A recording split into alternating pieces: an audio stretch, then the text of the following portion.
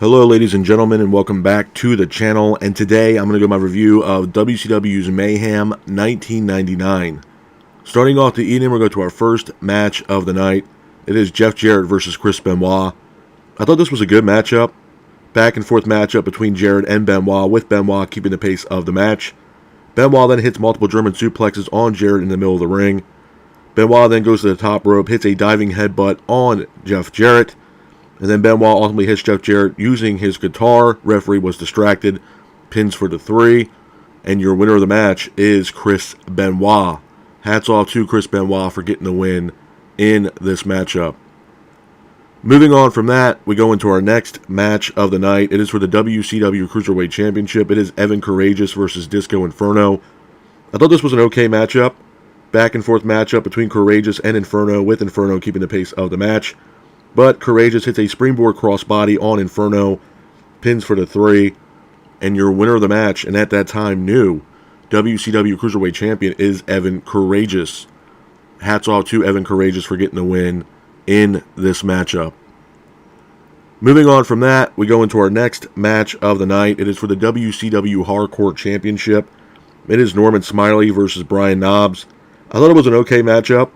Back and forth matchup between Norman Smiley and Brian Knobbs, with Smiley keeping the pace of the match. Jimmy Hart ends up hitting Brian Knobbs by mistake. Norman then capitalizes on this, goes for the cover, pins for the 3, and your winner of the match, and at that time new WCW Hardcore Champion, is Norman Smiley. Hats off to Norman Smiley for getting the win in this matchup. Moving on from that, we go into our next match of the night. It is an elimination matchup. It is Revolution teaming up with Asia versus the Filthy Animals teaming up with Tori Wilson. I thought this was a good matchup. Back and forth matchup between both teams, with the Revolution keeping the pace of the match. Malenko quickly hits a roll-up on Billy Kidman, pins for the 3. Kidman is now eliminated from this matchup. Guerrero then hits a Frankensteiner into a roll-up on Malenko, pins for the 3. Malenko is now also eliminated from this matchup. Saturn then hits a sidekick, Miss Guerrero ends up hitting Asia. Guerrero then capitalizes on this by hitting a frog splash off the top rope on Asia. Pins for the 3. Asia is now eliminated from this match. Saturn then quickly applies a Rings of Saturn on Guerrero. Guerrero taps out. Guerrero is now eliminated from this match as well. Saturn then hits a low blow on Tori Wilson. Pins for the 3. Tori Wilson is now also eliminated from this match. And your winners of the match are the Revolution. Hats off to the Revolution for getting the win in this matchup. Moving on from that, we go into our next match of the night. It's a retirement match. It is Curt Hennig versus Buff Bagwell. I thought it was an okay matchup. Jeff Jarrett quickly attacks Curt Hennig. Match between Bagwell and Hennig turns into a back and forth matchup. Hennig was trying to keep the pace of the match, but Bagwell hits his signature blockbuster on Curt Hennig. Pins for the 3.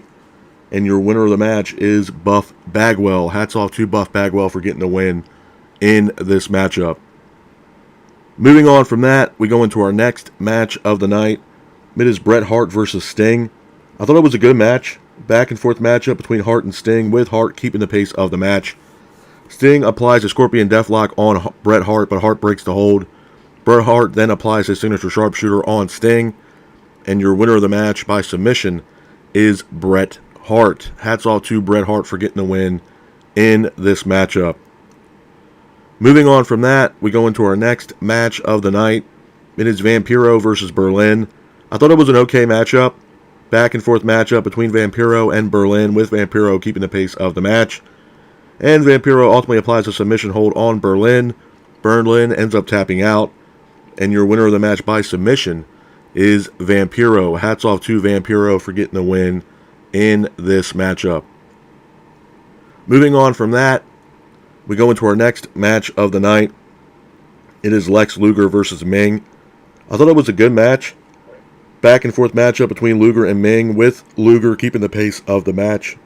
Ming then applies a Tonga Death Grip on Lex Luger. Pins for the 3. And your winner of the match is Ming. Hats off to Ming for getting the win in this matchup. Moving on from that, we go into our next match of the night. It is for the WCW United States Championship as well as the Television Championship. It is Scott Hall versus Booker T. I thought it was a good match. Back and forth matchup between Scott Hall and Booker T, with Hall keeping the pace of the match. Scott Hall then hits a fallaway slam on Booker T in the middle of the ring. Booker T then gets up, hits a scissors kick on Scott Hall.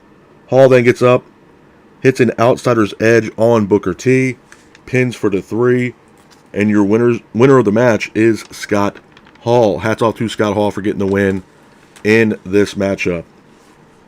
Moving on from that, we go into our next match of the night. It is David Flair versus Kimberly Page. I thought it was an okay matchup. Back and forth matchup between Flair and Page, with Flair keeping the pace of the match. But the match ultimately ends in a no contest. Moving on from that, we go into our next match of the night. It is an I Quit matchup. It is Goldberg versus Sid Vicious. I thought it was a good matchup. Back and forth matchup between Goldberg and Sid Vicious, with Goldberg keeping the pace of the match.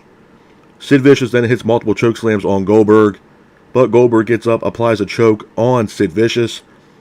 Referee sounds for the bell, and your winner of the match is Goldberg. Hats off to Goldberg for getting the win in this matchup. Moving on from that, we go into our next match of the night. It is the main event of WCW's Mayhem 1999. It is Bret Hart versus Chris Benoit for the WCW World Heavyweight Championship. I thought it was a great match. Back and forth matchup between Hart and Benoit, with Hart keeping the pace of the match.